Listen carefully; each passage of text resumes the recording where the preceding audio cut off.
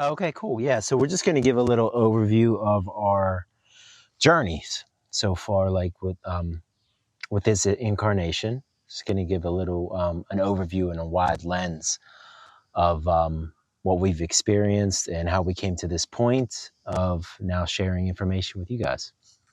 So, Perfect. Go for it, brother. Tell me a little bit about this journey, this incarnation for you, and what this life's been like. Yeah, well, this life has been interesting, to say the least.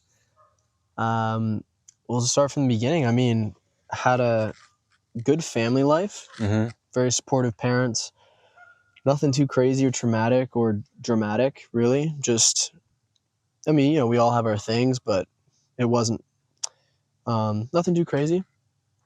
Parents divorced. I don't think it affected me all that much. It probably did, but Sure. from my own memories, right? Again, that would be the conscious mind, but not too much has really come out of that. We've always had really good relationships, and it hasn't been too much. The main thing that comes up for me a lot is my relationship with going to school and like being like a young person, being 10 years old, 12 years old, 14, 16, 18, being a teenager. The kind of struggles that I had with just social anxiety and just interacting with other people and feeling like I was the weird one, or I wasn't cool, or I wasn't good at talking to people. And then I got really into like alcohol and drugs, because being numb, like being able to talk to people because I was out of my mind, right? Sure. It became a crutch. So I was heavily into, especially alcohol, probably from like 16 to 22, Mm-hmm. But it was around like 18, 19. Traveling was a huge thing for me. So I went to Taiwan to visit my sister because she lived there.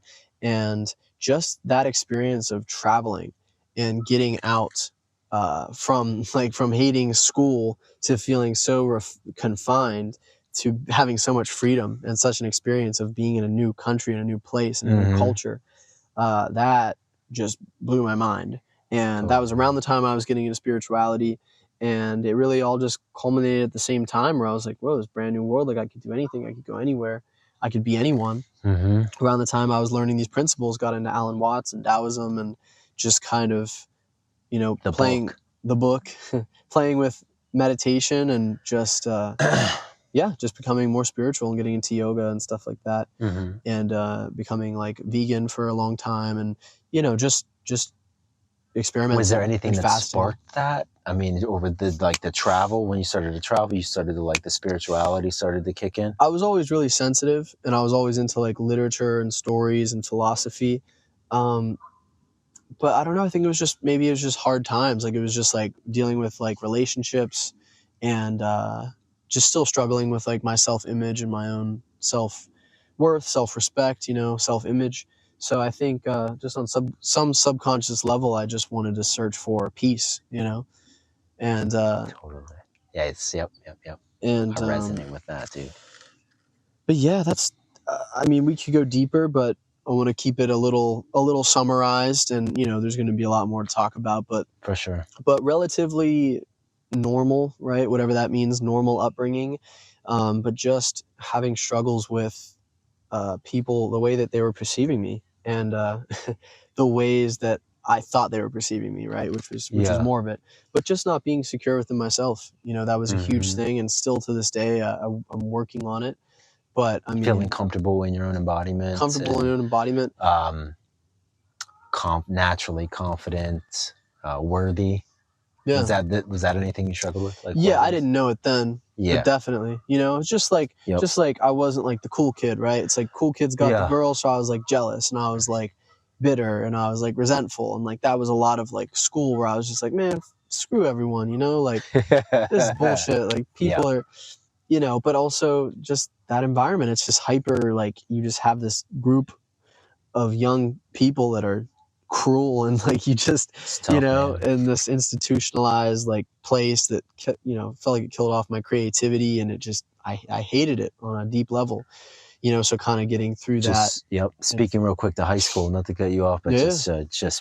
a memory's coming up when I just remember like being in school and kids would be making fun of other kids, and it's almost like I didn't understand it. I couldn't figure. I'm like, why would you do that? Like I didn't really like grasp the concept, like why you would make fun of somebody. Yeah. Although through this journey that I've been on, you realize that a being only does that because they don't feel confident and secure within themselves, so they have to do something to somebody else to try to make themselves feel good.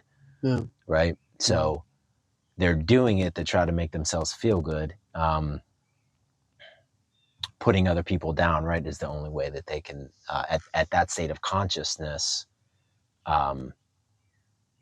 seem to like make themselves feel better. Yeah, Of course. So yeah. Yeah. Dude at that age is gonna be so cruel, Dude, oh my God. It's tough, man, for sure. School's challenging. It is. Yeah, I mean, we could go over this all day, but Right. I mean, I want to hear from you and your own, just wide lens of for sure, upbringing man. and getting into spirituality and what it led to. You got it, brother. Appreciate you for sharing all that. So I would say like as a child, I had a lot of anxiety as well. Really afraid of like anytime I had to perform. That was a big thing. Like, any type of like performance, whether that was like had to get up in front of the class. I remember being younger, like, in like first or second grade, and we had to go around, like we'd be reading, right? And like you would like each read a paragraph. And I remember being so freaking nervous, like, and I would literally like go ahead in the try to figure out like where my paragraph was and like figure it out. So I'd read it first. Prep yourself. Right? Because I didn't know this at the time, right? But what was I afraid of? I was just afraid of the judgment of others, So, but anyway, so anxiety was a big part of my journey growing up, and then deep psychological suffering. So, once I got to like late high school and into college, I would go through these deep periods of psychological suffering where my mind would be running like 24/7 nonstop. And seemingly had no way of resolving it. And I was at college at the time, actually playing sports. I was a punter for WVU. So it's super challenging, right? And to not know what was going on with me. And then ended up talking to a psychiatrist actually at WVU, and he was one of the first beings that got me in touch with like the mind. And he actually was into spirituality. So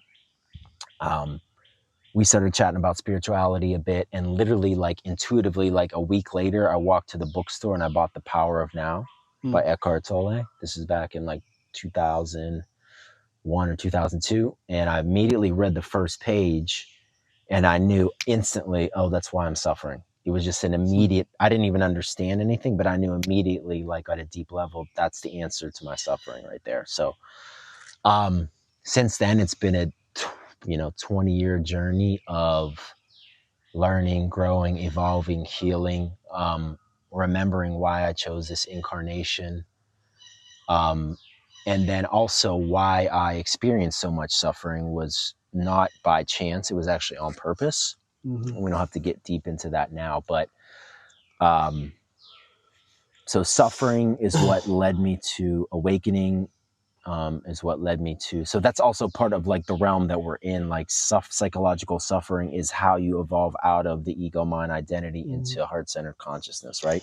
I want to say it's interesting. Like you say, like you said on purpose, right? Yeah. You said on purpose, and it's interesting because we talk a lot about, like paradoxes and just like there being, this and, not this or, like you said, the transformation, the ascension, right? Like the alchemy of that pain into joy, that enslavement into freedom.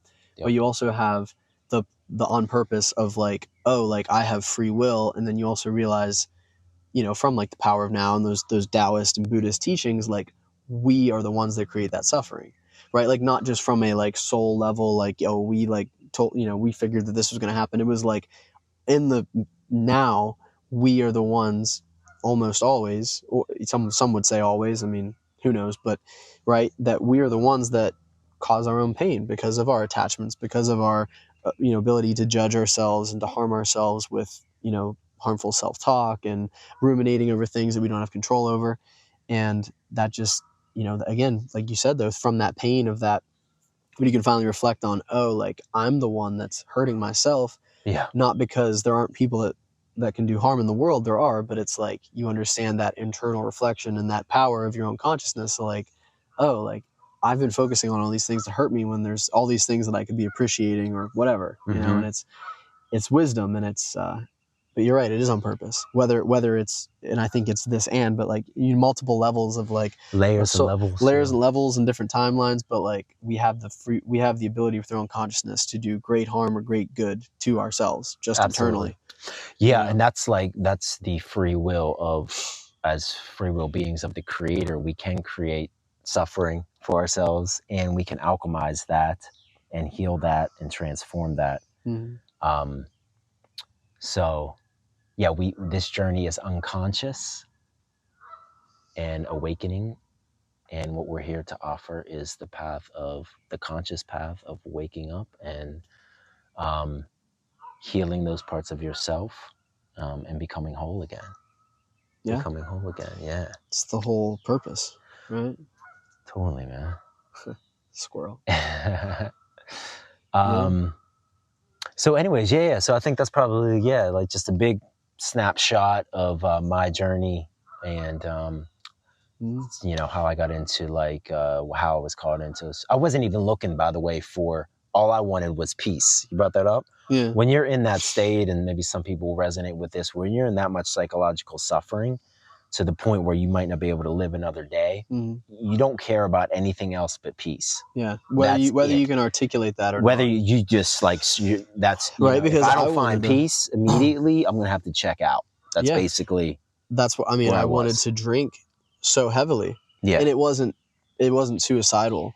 Like for me, it wasn't like I want to get to that point. Now maybe you could argue subconsciously, right? Like you're killing yourself, but really it was just avoiding, right? Like that's how all addictions are created. It's, I want to feel a different type of way. I want to be distracted from this feeling, right? This feeling of anxiety, this feeling of being judged or perceived a certain way. Because you drink enough, hey man, everything's fucking good, Everything's good. So you wake up that next day. You wake up the next day, like things are not good. They're double not good. Yeah. But yeah, so that's, I mean, that's resonate, because we both had that anxiety, which now knowing what I know, it's like, man, those are the people that end up in my life that I resonate with the most. It's like they had those types of experiences, they had that anxiety, because they're so sensitive, right? And on some level, we're all that sensitive, but the fact that we went through the same path of like being that sensitive, and it's like I can put myself back in those days, and if I could tell my younger self,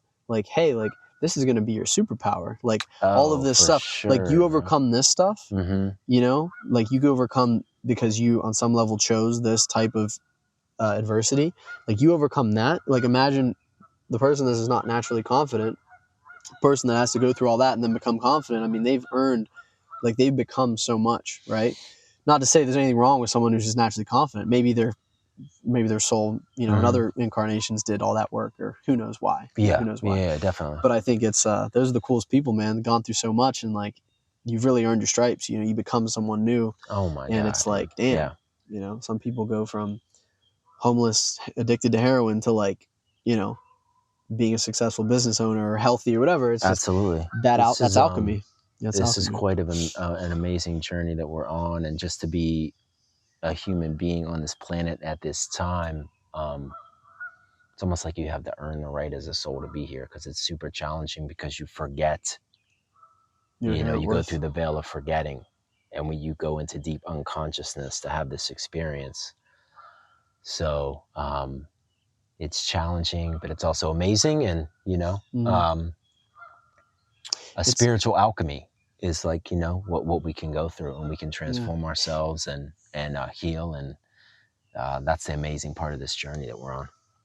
It's initiation, right? That's the word that I was looking for, because it's like not earning it as if you're not worthy, but it's like because you're inherently worthy. But it's almost like if we knew that in the first place, we wouldn't have to have all that struggle, and then we would automatically become some sort of new thing.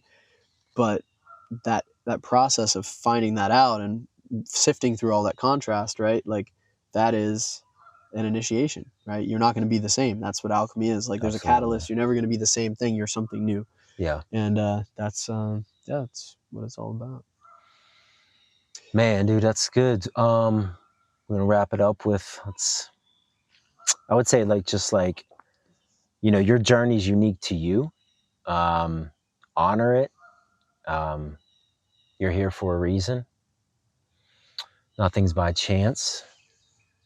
If you exist, you deserve to exist and you deserve to be here. You deserve to express yourself fully in this life. So, but and also just validate your own experience. Your experience is not going to be exactly like mine. It's not going to be exactly like Max's, even though all of us are sharing this human experience. Yeah. Yours is unique. Validate it. Yeah. And trust that. Trust yourself, trust yourself to, when you have some insight, or you don't have to compare it to, like he said, don't have to compare it to us or someone else, but take it in as wisdom and see if it resonates. Yep, for sure. Yeah, watch the comparison game. I would say too. That's something I had to learn on my journey. Yeah. It's you don't worry about comparing yourself to anybody. Yeah. This journey is unique to you. You take what resonates. If something from this video resonates with you, beautiful. If nothing does, totally fine too. Take what resonates, work with it, and discard what doesn't. Yeah, Seriously. Absolutely. Yeah. Cool. Awesome. All right. Cool. Well, what else you got? Anything else for him? I think that's good. Cool. I think that's good. We're 17 minutes. Okay, sweet, man. Sounds good. Awesome. Well, till next time. We'll do this again. Peace.